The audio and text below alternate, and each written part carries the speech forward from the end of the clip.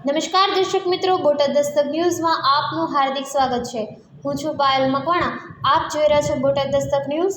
હવે પછીના સમાચાર વિગતવાર। અંતાક્ષરીમાં વિજયભાઈને હરાવવા અઘરા।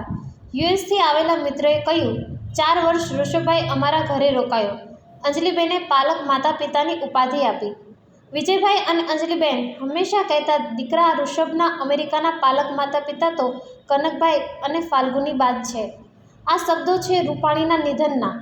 સમાચાર સાંભળી અમેરિકાથી તાત્કાલિક ગુજરાત દોડી આવેલા વિજયભાઈના 10 વર્ષ જૂના મિત્ર કનકસિંહના તેમણે અમદાવાદ લેન્ડ થયા બાદ દિવ્ય ભાસ્કર ડિજિટલ સાથેની એક્સક્લુઝિવ વાતચીતમાં રૂપાણી પરિવાર સાથે યુએસમાં વિતાવેલી યાદગાર ક્ષણો જણાવી હતી, જેમાં કેટલાક કિસ્સાઓ જણાવતા તેમની આંખો ભરાઈ આવી હતી।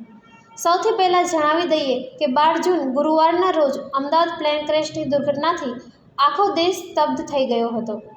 આ આઘાતજનક ઘટનામાં ગુજરાતના ભૂતપૂર્વ મુખ્યમંત્રી વિજય રૂપાણી સહિત 250થી વધુ લોકોએ જીવ ગુમાવ્યા છે। 70 કલાક બાદ ડીએનએ મેચ થતાં આજે વિજય રૂપાણીના પાર્થિવ દેહને ગાંધીનગરથી રાજકોટ લવાશે। રૂપાણીની અંતિમ યાત્રા આખું રાજકોટ શહેર અને ગુજરાતભરથી લોકો ઉમટી પડશે। તો આવો હવે જાણીએ ગુજરાતના સાવજ તરીકે જાણીતા રૂપાણીની અમેરિકાની જિંદગી વિશે। કનકસિંહ રાણા સુરેન્દ્રનગર જિલ્લાના પાટડી તાલુકાના ઝીંઝુવાડા ગામના વતની છે અને છેલ્લા 30 વર્ષથી પરિવાર સાથે કેલિફોર્નિયાના લોસ એન્જલસના સ્થાયી થયેલા છે। આજની વાતચીતમાં તેમણે જણાવ્યું કે વિજય રૂપાણી અને હું છેલ્લા 10 વર્ષથી મિત્રો છીએ। રૂપાણીનો દીકરો ઋષભ જ્યારે અભ્યાસ માટે અમેરિકા આવ્યો ત્યારે મારા જ ઘરે 4 વર્ષ રોકાયો હતો। ત્યારબાદ રૂપાણી અને એમનો પરિવાર જ્યારે પણ અમેરિકા આવે ત્યારે અહીંયા જ રોકાય અને અમારી સાથે વેકેશન એન્જોય કરતા હતા। મને આજે પણ યાદ છે, વિજયભાઈ મુખ્યમંત્રી હતા ત્યારે મને ગુજરાતથી ફોન કરીને કહ્યું હતું, કનકસિંહ, તમારે અને ફાલ્ગુનીબાએ ઋષભના માતા પિતા બનવાનું છે। એ જાણીને અમે ખૂબ જ ગર્વની લાગણી અનુભવી હતી। ગુજરાતના મુખ્યમંત્રીનો સામેથી ફોન આવ્યો અને અમારા પર તેમણે જે અતૂટ વિશ્વાસ મૂક્યો એ બદલ અમે તેમના આજીવન ઋણી બની ગયા હતા। વિજયભાઈ મારા મોટા ભાઈ સમાન હતા અને મને નાના ભાઈ તરીકે જ રાખતા હતા। ઋષભ અમેરિકા ભણવા આવ્યો પછી વિજય રૂપાણી એકવાર 18 દિવસ સુધી અમારા ઘેર જ રોકાયા હતા અને અનેકવાર સાથે ફરવા જતા। સવારથી રાત સુધી બધા સાથે જ હોઈએ, સાંજ સુધી ગાડીમાં રોકાઈએ, એટલી બધી વાતો થતી કે શું કહું।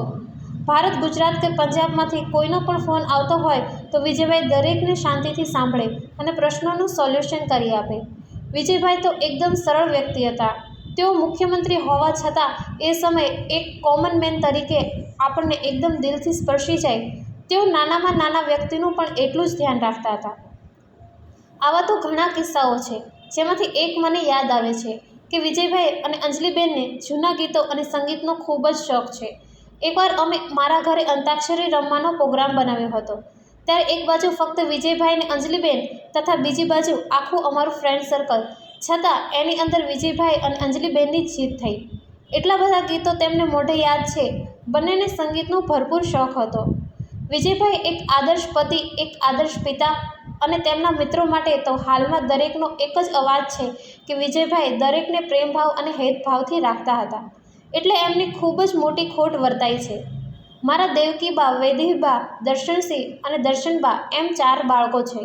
વિજયભાઈ મારા 4 બાળકો સાથે પણ એટલી જ જ્ઞાન ગમ્મતની વાતો કરતા હતા અને એમને દર વર્ષે ભારત આવવાનું કહેતા હતા અને અહીંયાની સંસ્કૃતિ અને આપણા જે ધાર્મિક સ્થળો છે જેવા કે અયોધ્યા, વારાણસી, જગન્નાથપુરી અને દ્વારકાની મુલાકાત લેજો। બાળકો પણ હાલમાં તેમને ખૂબ મિસ કરે છે। જો દીકરા ઋષભની વાત કરું તો મેં એકદમ ડાયો અને સંસ્કારી છે। મુખ્યમંત્રીનો દીકરો હોવા છતાં કોઈ જાતનું અભિમાન નહીં, એકદમ સરળ સ્વભાવનો, બધાને સ્પર્શી જાય। અમારું આખું સર્કલ જ્યારે પણ ઋષભને મળે ત્યારે એક જ વાત કરે કે એક મુખ્યમંત્રીનો દીકરો છે પણ આટલો સરળ સ્વભાવનો છે। 26મી મેના રોજ વિજયભાઈની પૌત્રી અને ઋષભની દીકરી રેવાની બર્થડે હતી, પણ 26મી મેના રોજ હું ત્યાં નહોતો, એટલે 30મી મેના રોજ મારા ઘેર રેવાની બર્થડે નિમિત્તે નાની એવી પાર્ટીનું આયોજન કર્યું હતું। એ સમયે પણ 30મી મેના રોજ વિજયભાઈ અને અંજલિબેન સાથે વિડીયો કોલથી વાત થઈ હતી।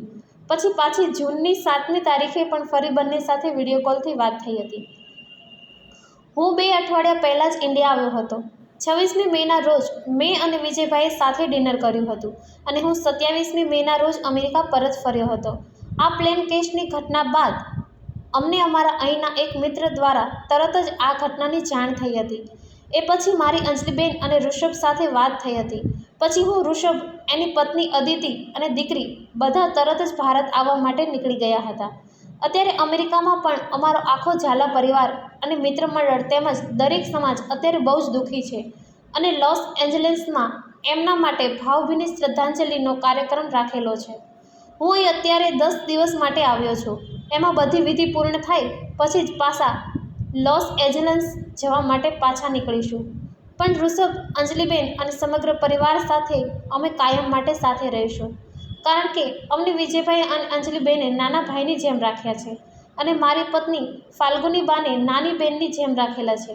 અમે જ્યારે ઋષભના લગ્નમાં આવ્યા હતા ત્યારે પણ વિજયભાઈ અને અંજલિબેને એટલું બધું અમારું ધ્યાન રાખતા કે એની કોઈ વાત જ ના થાય. એ હાલ સ્પર્શી આવે છે. સૌજન્ય દિવ્ય ભાસ્કર, બોટાદ દસ્તક ન્યૂઝ, પાયલ મકવાણા, બોટાદ.